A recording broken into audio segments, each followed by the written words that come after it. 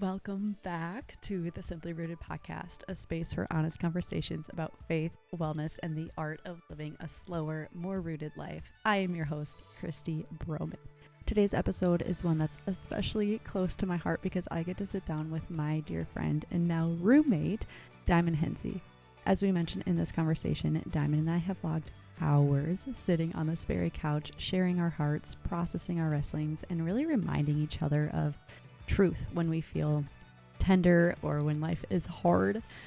Diamond is one of those friends who knows her theology deeply. She speaks truth boldly and yet carries such a goofy, lighthearted spirit that makes literally everyone around her feel this sense of ease and enjoyment. But as you'll hear, she also is someone who has walked through some deep grief, longing, and suffering throughout her life. And yet through it all, her faith in the Lord has only grown stronger. In this episode, we talk about what it looks like to wait well, to trust God in the now and not yet, and really hold the tension between desiring what we want and not letting them become idols. We also talk about what it looks like to find hope and joy even when life doesn't look like what you had prayed for. So whether you're in a season of grief, longing, and suffering yourself, or just need a reminder of God's faithfulness in the middle of waiting and longing, this conversation is for you. So let's dive in. Ready to go? Yes. I'm like, is this thing on? Hello? Okay, why don't we start off with you introducing yourself a little bit. Share with everyone, who is Diamond Hensey? Okay, where do I even start? That is really hard. Loaded. First of all, I can share how we know each other. Yeah, let's do that. So I'm Kristy's roommate, but before we were roommates, we were just friends that we met through our church that we go to. And we have very similar journeys with waiting, longing, and suffering. And so, yeah, Kristy has just been a really great friend for me, like in general. I guess I'm not really speaking about myself. Not at all. Like, I'll speak about you. Yeah. We can move on. But yeah, I don't know. What do you do for work? I mean, that's a big thing. That is a big thing. Because of my health journey, I went to school to be a holistic health coach for women. And so I'm like in the weeds of starting a business, which is not glamorous and really hard. But yeah, it's been really fun at the same time. And I'm excited to see the fruit over time. Yeah. But right now we're just plowing. But along for the ride. Why don't we share a little bit about your seasons? You've mentioned it already a little bit, but like seasons of waiting, seasons of suffering. What has that looked like, or what does that entail for you? Yeah, I would say the biggest and most obvious thing for me, well, I guess two things come to mind. First, like being in my 20s, and in my later 20s, all of my friends are married, having families, whether they're starting their family or adding to their family and just growing their family. I think longing for me just, looks like I've wanted to be married since I was a little girl and be a mom. So just kind of navigating that desire and holding that. What does it look like to trust the Lord in that? What does it look like to not like envy everyone else around me who are experiencing that season of their life? And then another kind of aspect of suffering with that is just like heartache, experiencing that love and relationship and then it not ending in marriage, I think is also, really huge and pivotal in my life. And then in the midst of that, getting chronically ill at 24, 25, experiencing, while everyone else gets to live their life, I live my life in my room and in bed at some points in my life, and a lot of physical suffering and pain. So, those are some of the things I've walked through. The heart pain, the heart suffering, the grief there from loss of relationship and loss of like the dream, right? Yeah. When you're in a relationship, you see it going somewhere and then all of a sudden it abruptly ends, and how do you navigate and grieve that? Yeah. And then you have the physical piece too of physical health and healing through chronic illness. So Yeah. Lots of grief, Very lots of light. suffering. Yeah. All light topics over here.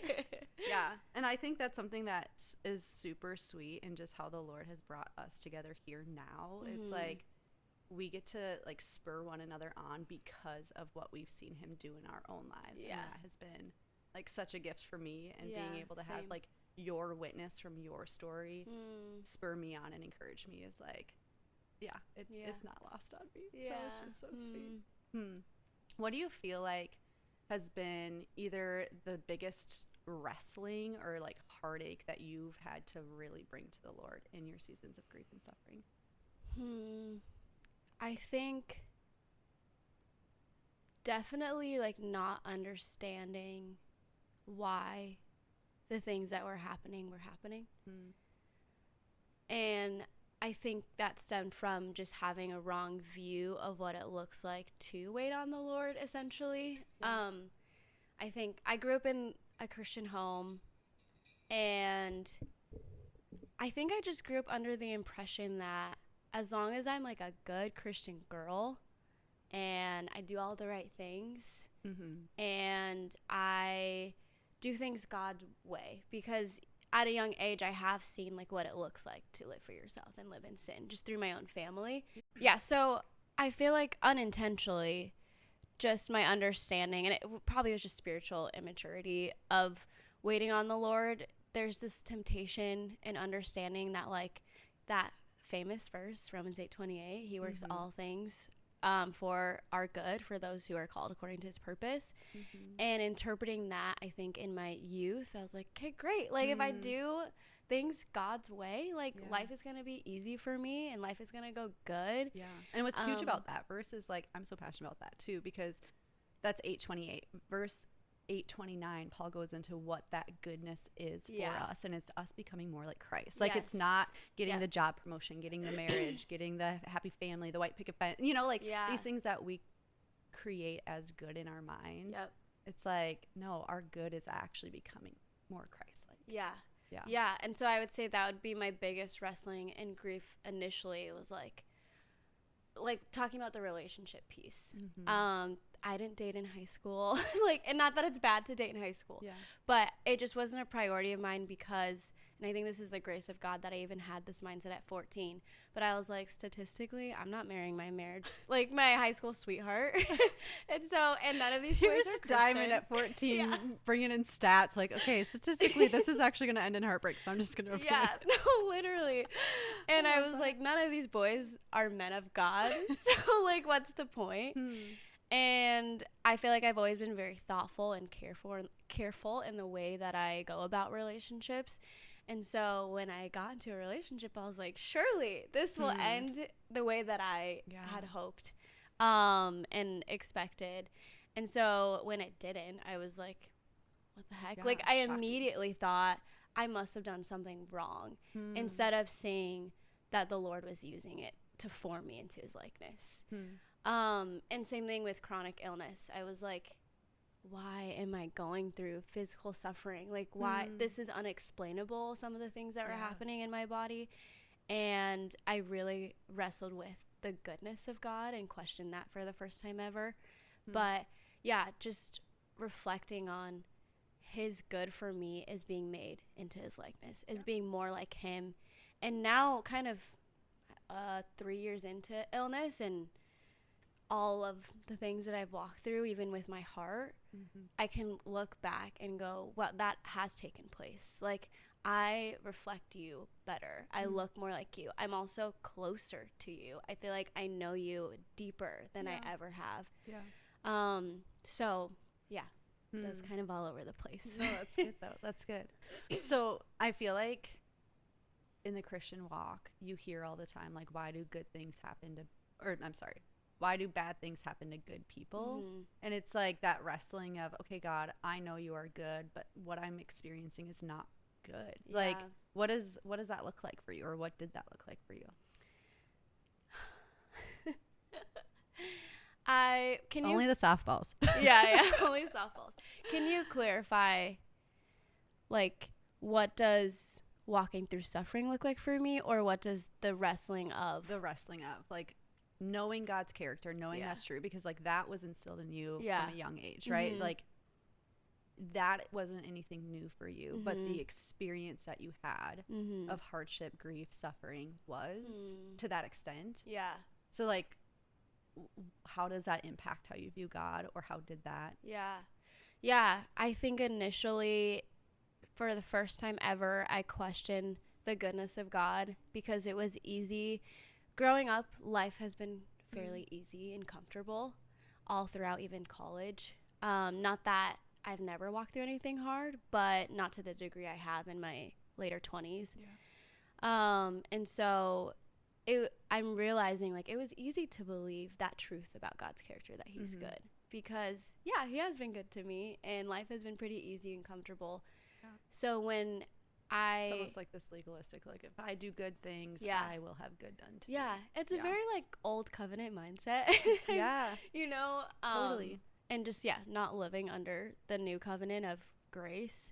But, yeah, I think when I first went through heartache and through illness, I was just, like, I was almost projecting my circumstances onto God's character. And so my conclusion in my finite mind was, well, if what I'm going through isn't good, then you must not be good. And so I really had to wrestle with that because I knew that wasn't true. Even though that's how I felt, like, God, this doesn't feel good. I don't feel like you're good to me. I really had to cling to the truth in Scripture that he is, time and time again, of seeing that he's good to his people. He's good because he says that he is, and he's also given us examples in his word. But also then, I would say presently now, being able to look back of, like, oh yeah, Lord, like, you were with me during that. Like, you are good, and my circumstances don't reflect your character like you do. And your word gets the final say on your character, not my feelings, and not what I'm walking through. Which is way easier said when it's, like, somewhat wrapped up in a bow at the you know, it's like, oh, that season of suffering or season of grief was hard, but look at God's goodness now and the refinement and who I am now, and, like, praise him for it. But, like, I don't know, in my own suffering, like, I remember when I was going through my Lyme stuff, like, sitting outside in a stalled car middle of winter and just like screaming, shaking the wind or the steering wheel, like just in anger and anguish, and like, God, who are you? Like, really wrestling with that. And I feel like that's something that is so breezed over in Christianity, because it's like you slap these Christian cliches or like the bumper sticker on, and it's like, oh, God is good all the time, you know. And it's just like, yes, that's true, but like, until you actually need to experience that truth, like, it just feels like an empty statement, you know. And like, no, for sure, you have to, I feel like, I don't know, I have experienced, like, in my own wrestlings, those cliches only become true when you have to fight for them and like fight to see the truth in them. No, I agree. I have had plenty of wrestlings in times where I'm just like bawling to the Lord, and kind of similar vein of just asking, like, who are you? If I have literally said to the Lord, like, I just feel like you've abandoned me. I don't even know that you're actually here. I've questioned if he actually cared about what I was going through. And I've had many nights where I've stayed up just weeping. Sometimes I don't even have words to put to it. I just, you know, weep before him. And those were the moments, though, of just being vulnerable with the Lord, that I really felt the Lord met me. And it didn't necessarily, like, take all my pain away in that moment, or he didn't necessarily fulfill those desires I've been, you know, sitting on. But just the offering of his presence was really what brought me ultimate peace and comfort.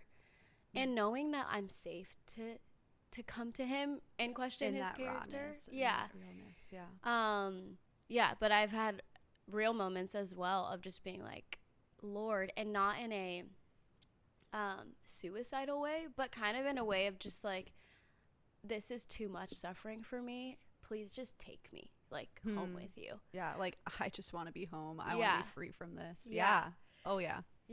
So those moments are not fun and lasted for days and weeks and months and even years. But yet I did. It's like, on one hand, I didn't feel his nearness, but on the other hand, in those moments, I knew he was near. Like, there was just this supernatural confidence.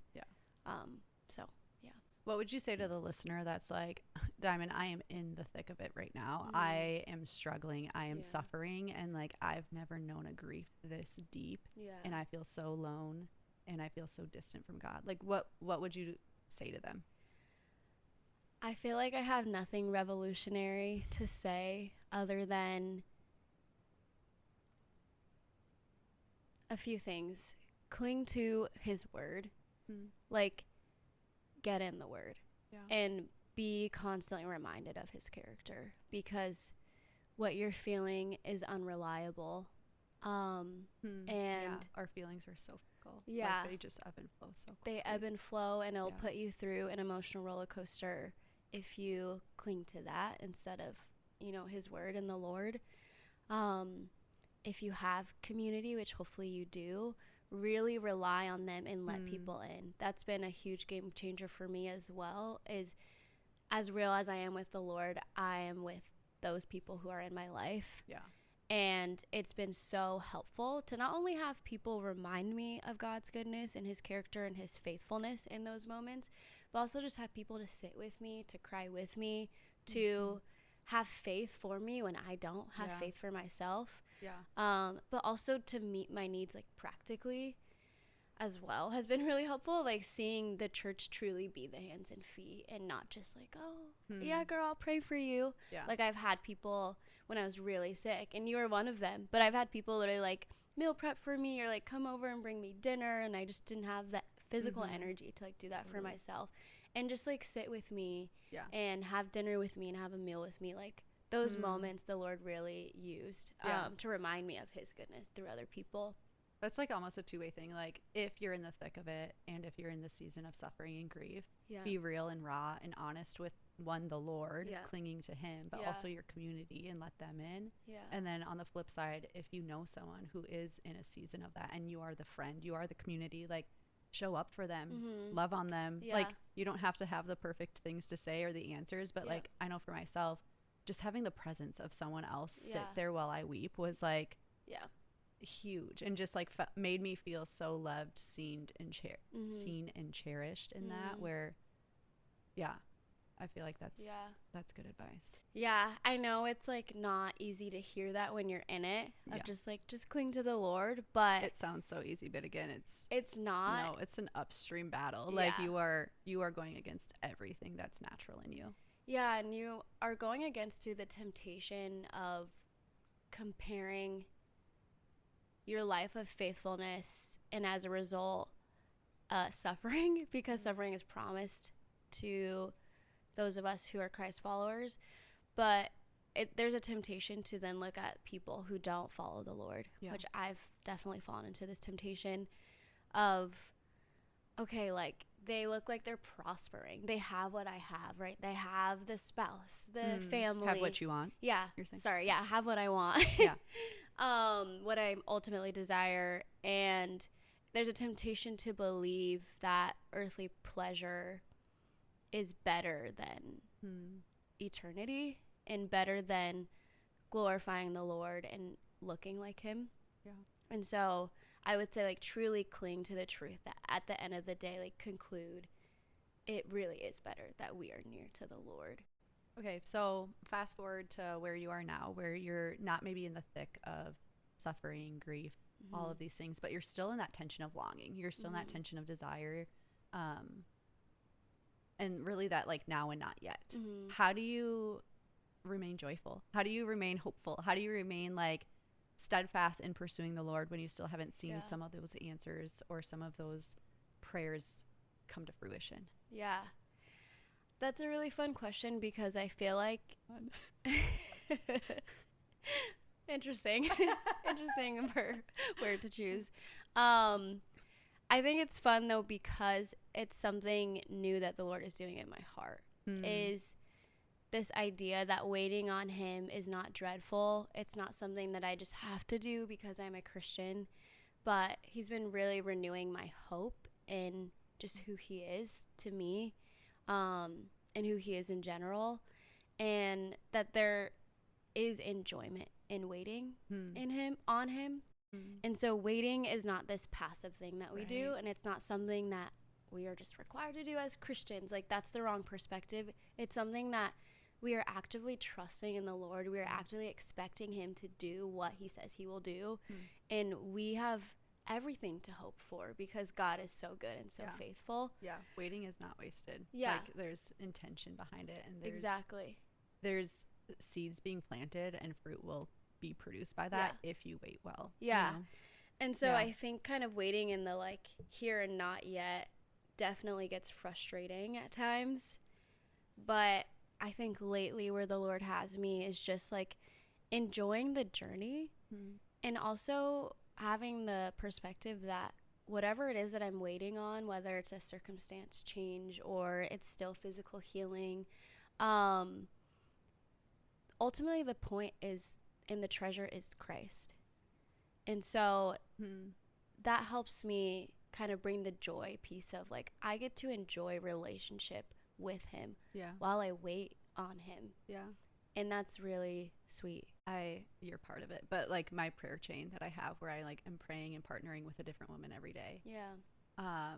Been doing it for like a year, and I just have seen how much waiting there is in this life, whether it's waiting for the promotion, waiting for the job opportunity, waiting for placement because my husband is in med school and we don't know where we're going to live in the spring, or waiting for a baby or a husband, or like all these things. It's like these desires of our heart. Like, I'm not immune to that because I don't have what my friend next to me does have. Like, she's waiting for something too. And I think that has just been like such a revolutionary thing to be welcomed into the waiting of someone else. Unless I'm using that season of waiting by really focusing on the Lord and filling the voids of my heart, filling those desires with, first and foremost, like the king on the throne. Yeah. Like, everything else will just return void. Yeah.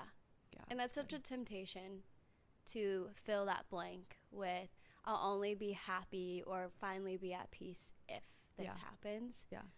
And that's something I've been, convicted of recently, because then the thing that you're waiting on, it doesn't have to be a bad thing. Like, desiring to be married is not a bad desire. Oh yeah. It's a good thing from the Lord, right? Yeah. Like, that's a biblical thing that we can look to. Yeah. And have like pure desire in, and also it can really quickly become an idol. Exactly. What truth or encouragement has sustained you in your waiting? I think kind of what I spoke to earlier, it's good for me to be near to the Lord. I get that from Psalm 73:28, but even that whole psalm I really relate to. I think we all can relate to. Like, Asaph is like questioning if this life of faithfulness to the Lord is even worth it, because he looks around him and the people who are faithful are suffering, but the people who are not and have turned their backs on the Lord and are living for themselves, they're seemingly prospering and life is good for them and comfortable and easy. But then he gets into the sanctuary of God, the presence of God, and he's reminded of eternity, the eternal truth, and then he concludes, ultimately it is good for me to be near to the Lord. And so I would say that has really sustained me through kind of this longing and waiting of, ultimately, God, like, you are so good that no matter what happens in my life, I know and I can trust that it'll be for my good, and it's to ultimately glorify you as well. And so because of that, like, my comfort comes from your nearness and being in relationship with you, because nothing else in life can satisfy me the way that he can. Return perspective. Like, this life is such a blimp, and it feels like when you are in the thick of suffering and grief, like, days, hours, minutes, they drag by, and you're like, oh my gosh, I literally don't know how I'm gonna peel myself off this floor and show up today or do this, and like, there's just been such distinct seasons in my own life where I wake up and the first thing I do is like peel myself out of bed and fall on my knees, because I'm like, I don't know if I have the strength to get through this day. And I think when you're in that, you easily can like so fixate on the day to day and feel so stuck. And you so quickly lose sight of eternity, to your point. And like having that shift of mindset of like, but this moment is vapor. Like this moment will be gone before I know it. And I will be in eternity, or I will be in heaven for eternity. And like that far outweighs. And I think like, I don't know, just looking at my own seasons of grief, there is an intimacy that I would never trade. Like looking back, and it's of course easier sitting on this side of it, but looking back, it's like those hard days where you're like truly in the pit of everything. There's refinement in it, and there's nearness, and there's intimacy, and like I find myself longing for those days because I'm like, wow, I just like want that dependence on Christ again. Like I long for the like nearness, that richness, that dependence, like whatever, like just the taste of who he is ever present in my day, because I desperately needed it. Where like here I'm not as dependent, and I put that in quotes because I'm just as dependent today as I am in those seasons. But it's like, man, to have that richness and that fullness of life in suffering, it just it changes you. And it to your point of like Romans 8:28-29, it's like I am becoming more like Christ because of this, because I'm like exposed, my weaknesses are exposed, and like I'm having to acknowledge that this isn't my home and I'm not there yet, and like fixing my gaze on Christ and fixing my gaze on eternity is what like gets me out of that. That truly only comes through those times, to be honest with you. Like I just think the depth of that sort of intimacy and trust in the Lord and relationship with God is only worked out through those sufferings and trials. And that's not to say that like, okay, we could never have anything good in life happen to us, and but it just, everything else pales in comparison. Like I truly think me walking through chronic illness, as much as it has sucked a lot, I really think it's the best thing that's ever happened to me and for me. One of my friends, when I was going through a breakup and navigating like the heartache there, she looked at me and she was like, Kristy, everything that you've walked through. I was like, also at this pivotal moment, I was about to turn 30. I'm reflecting on the last 10 years, like the decade before I became a Christian at 20. So it was like, oh my gosh, I've been walking with the Lord for 10 years, and I've walked through some seasons of suffering and grief and heartache. And I'm just like in this kind of turning point, I guess.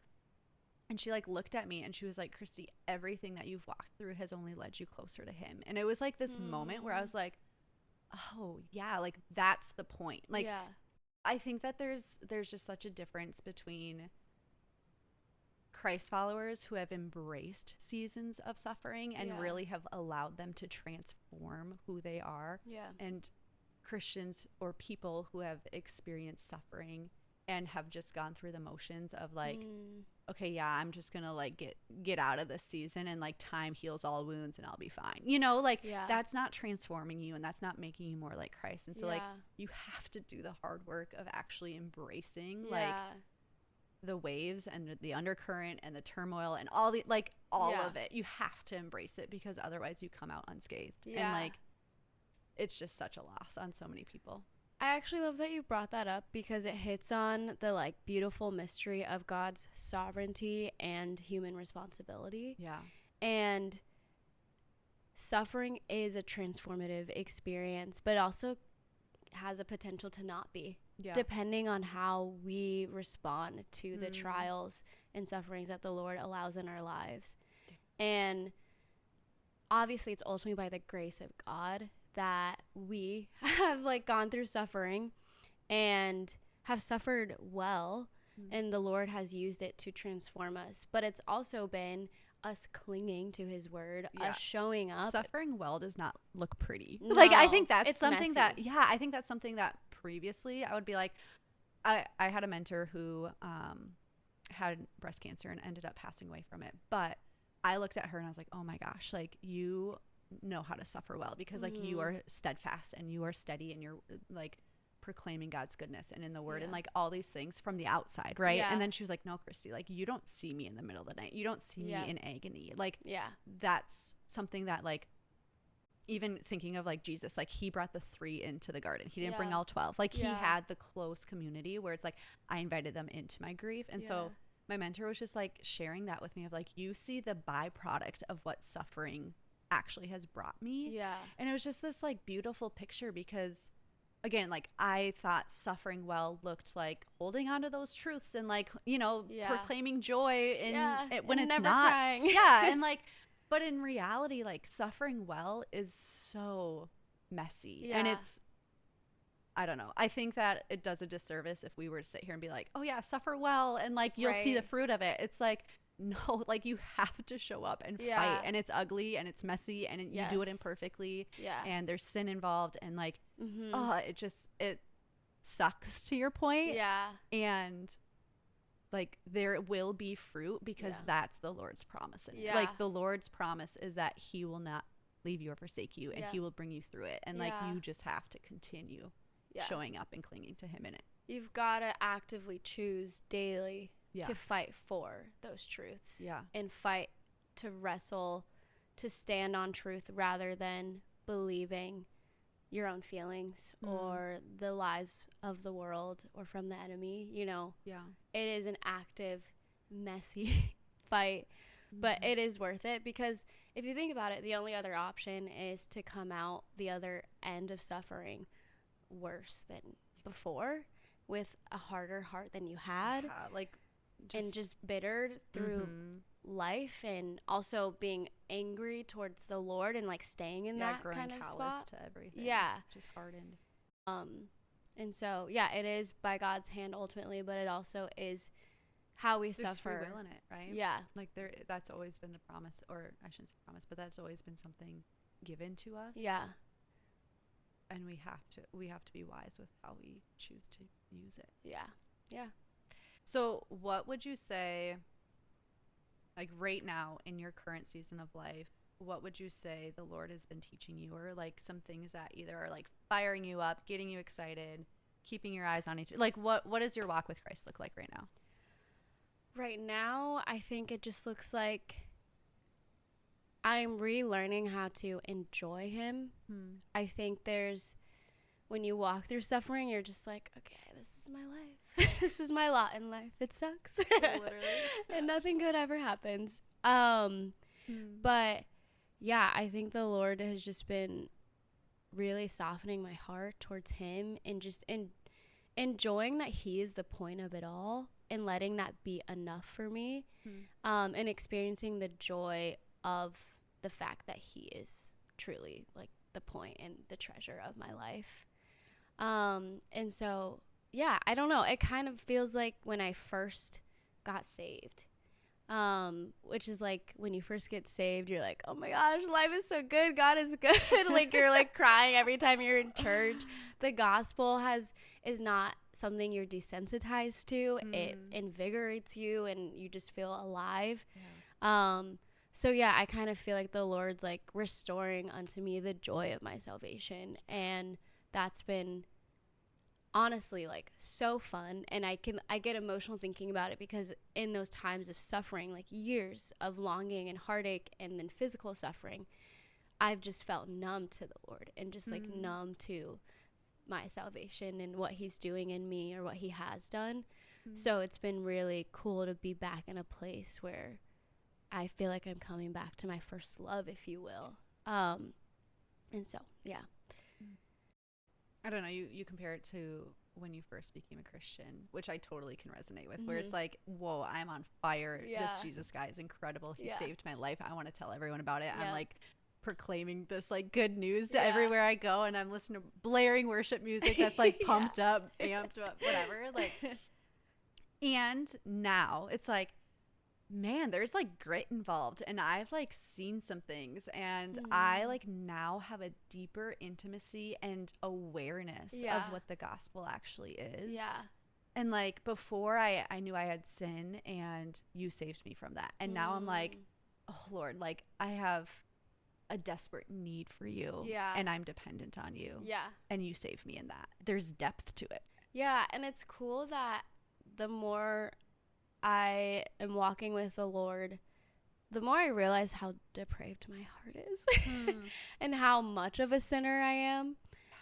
And as I grow in my understanding of like who I am actually and just the true state of my heart, the sweeter his grace is because the more I'm aware of how much I need him. When you first meet Christ, you're like, he's right here. Like, this is great, whatever. And like, as you walk, you're like, whoa, like this is the gap that you fill. And you just like, to your point, like you see the depravity of your heart and the sin that is entangled in it and the addictions that you're stuck on. And you're just like, you become aware of your sin where before it's like, oh, I didn't know like that was in me. Yeah. Okay, so in looking at the seasons of waiting that you've been in, or the seasons of longing, suffering, grief, all those things, how do you feel like that has either prepared you or influenced how you continue to wait now, knowing that we'll always be in this space of, again, now and not yet? Yeah, I think in something we kind of like talked about off air is that like waiting. We've had hours of chatting on this couch. Yeah. As soon as we put a mic in, we're like, how do we what talk? do we talk? Literally. Off We're air. like the two biggest yappers in our friends' lives. And yet we're here like, sorry for the 20-minute audio message. But here I am. Guilty. Oh man. Literally. Okay, sorry. Derailed us. In one of our squirrely. No, same. In one of our many conversations, we've talked about too of that like waiting is on this side. We're like constantly gonna be waiting. Yeah. It's not like, okay, now that I'm like out of this like hardship of chronic illness, okay, I'm done waiting and like ready for my best life yet, you know? Yeah. Because my best life yet is not until eternity with the Lord. But I think God uses those seasons of our life of suffering and hardship for us to like reflect and look back on. Because when you're in it, like when I was in the trenches of chronic illness, I don't know that I necessarily always saw like his faithfulness and goodness. But now looking back, I'm like, oh my gosh, with like unwavering confidence, he was near. He has been faithful. He got me through that. He's got me through times and days that I didn't think I would make it that day. And so I feel like it's important that I reflect on those, on the past, because it does carry this confidence moving forward of like, okay, God, you've done it before. I know you'll do it again. Yeah. And there's biblical evidence of that, right? Like building altars in the wilderness. Like that was a tangible thing that the Israelites did so that they could recall God's faithfulness, because to what we were saying earlier, like we're fickle. We forget. We're like, God, like I was on this like high mountaintop when you answered this prayer, or like this season of grief ended, or whatever it was. And now I'm like, oh, but are you still faithful? And it's like, oh, to your point, like recall those things. And like, I think that the altars in the wilderness, that's something I constantly am coming back to. Like, what are my altars? What are the things I'm like clinging to? To display his faithfulness. And if I struggle to find it in my own life, I look at the people around me, because I'm like, okay, same. God, like I'm struggling to see that it's true for me, but like I know you've done it for Diamond. I know you've done it for her. Like I know you've done it for my family, whatever. And it's like, oh, okay, God, because you are who you are. And you're steadfast and you're faithful and you're consistent and you're unwavering. Like all these things are true of your character. I can count on you to come through here. And it's just like, there's a comfort in knowing, like, I just been really on this kick of like, what do I have to worry about? If I'm in your hands, like, you are not going to fail me. And you're not going to let me fall too far. Like, ultimately, I'll be okay because you're good and you do know better. Because even there's times where I reflect on the past and I'm like, well, he hasn't necessarily answered a prayer still, you know, like there's still, like you said, like recalling sometimes can be hard because you're like, well, I don't sometimes always see ways that he has come through. And we might never. Yeah, you know? Exactly. So like accepting that and trusting that ultimately he knows better. Yeah. But also looking back at times where he did answer a prayer, just not in the way that I expected, but it did end up being better, even though it's not what I had thought it would like play out. Yeah. So yeah, I think it's just clinging to ultimately the truth of God's character, and like scripture is the best for that. Yeah. Like you said, even if you can't really look back at your life and be reminded of God's goodness, there's plenty of examples in the Bible, and there's plenty of examples of people around you, and just knowing that God is the same God. He's not different towards me as he is to Kristy. Like if he's good, he's a good God. Yeah. That means he's good through and through. And so I can rest in that truth. Like, I am a daughter of the King Most High. Like me. He thought of me on the cross. Yeah. Like it was my face he saw. Yeah. And recalling that intimacy and that love and devotion he has for you. It's just like, of course you won't forsake me. Of course you won't leave me here. Of course, like, though my circumstances look different than what I wanted them to look like, I can trust that you are who you say you are because of what you've done for me. The grandest act of love has already been completed. You know, like you died on the cross for my salvation. Yeah. And because of that, I get to have a relationship with you. Like, what? Yeah. You know? And it's like, I've done nothing. I have done nothing in that play other than sin and then come to you. Yeah. And like, and it was by your grace that totally you let me come to you, you know? Yeah. No, that's why I'm like, the Bible really is so good, because that's the like bigger story, right? Yeah. Is the gospel and what Christ has done and how he came and defeated death and died in our place and rose from the dead.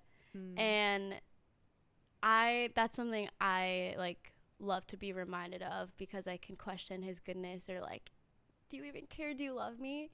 And then I laugh about it when I talk about it, because it's like, he literally died on the cross for me. Yeah.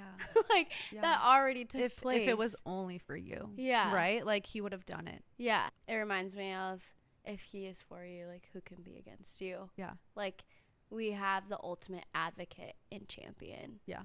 In our corner.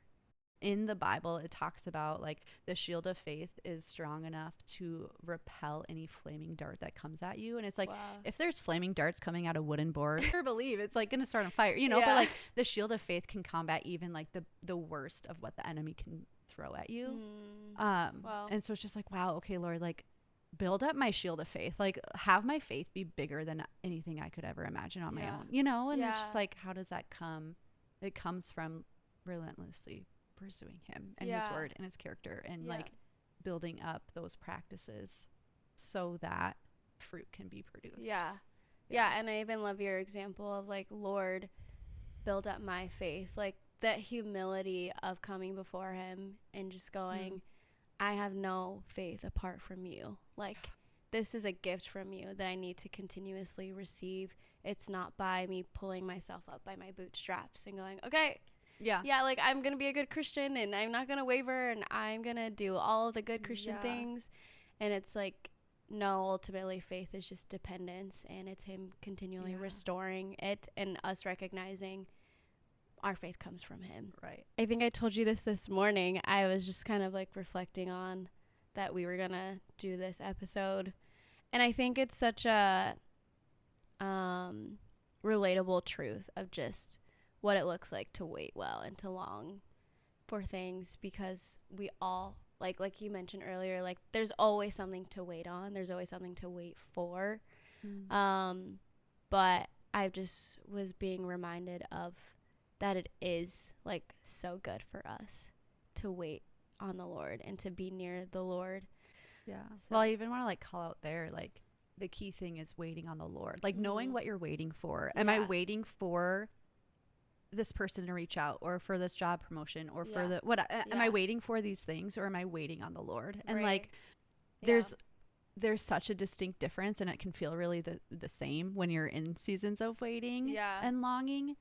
And yet it's like, okay, God, like if I know I'm waiting on you, then like I'm in the rightful place. Yeah. The promise to those of us who do wait in Lamentations 3:25, the Lord is good to those who wait for him, to the soul who seeks him. And so, I mean, it's such a simple truth, but like he promises his goodness to those who wait on him and for him. And so ultimately it's worth it. And I like what you hit on of like, I'm not waiting for a circumstance to change.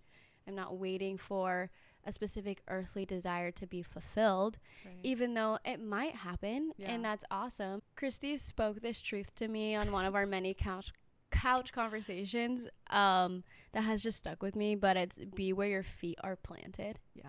But it's like such great truth of like whether you're going through it or you're excited about something but you don't know like what it could actually pan out to look like or be. It's easy to just be like, oh my gosh, get like carried away in some direction. But just like being where God has you that day, that moment, just really helps me feel the most grounded and just secure in like his plan for me. And there's such a freedom that comes from that too. Like when you actually practice that out, being able to be like, okay, Lord, I truly don't know what the future holds, but I'm excited and I'm expectant. And I know that because I am like so securely planted right now today in like what you have me, like, I don't know. There's just like a sense of identity. There's a sense of purpose. There's a sense of drive because not what I'm doing, but because I know who I'm doing it for. Why don't we tell the listeners where they can find you? Great. I'm on Instagram. My handle is _DiamondNoel. Love it. Yeah, that's where you can find me. Instagram. And big holistic girly. So if you want to learn anything about health, wellness, natural living, holistic health, all the things. Even if you're really into rabbit trails, we can really go there. We love that too. Perfect. Well, thanks so much, Diamond. Yeah, thanks for having me. Fun. Yeah. Yes. Bye. Doesn't Diamond just share so honestly and beautifully from her heart? I have seen firsthand how she lives out what she speaks of, really trusting in the Lord, in the waiting, clinging to his word, and fighting to find really that joy right where her feet are. If you are listening and you find yourself in a similar season of waiting and longing, I hope you walk away reminded that where God currently has you is good and that your wait in this season isn't wasted. My prayer is that you see this season as an invitation to really grow in depth and intimacy with the Lord and allow those seeds to be planted that will have a rich harvest to come. Thank you for tuning into the Simply Rooted podcast. If today's episode encouraged you, it would mean so much to me if you would share it with a friend or leave a review. It really helps others find these conversations too. Thank you so much, friends. We will chat again soon.